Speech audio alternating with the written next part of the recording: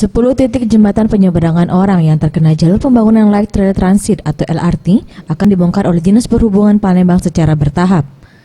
Sulaiman Amin, Kepala Dinas Perhubungan Palembang yang ditemui pada Senin 10 Oktober 2016, membenarkan pembongkaran 10 JPU akan dilakukan secara bertahap.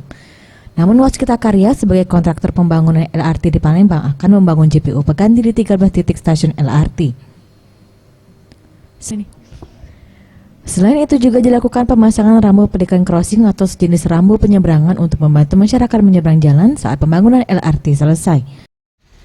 Bahwa mereka akan membuat JPU pengganti itu pada setiap stasiun. Kalaupun jarak antara stasiun terlalu jauh, mereka akan memasang rambu pelikan crossing. Jadi semacam traffic light bisa ditekan oleh masyarakat untuk menyeberang jalan.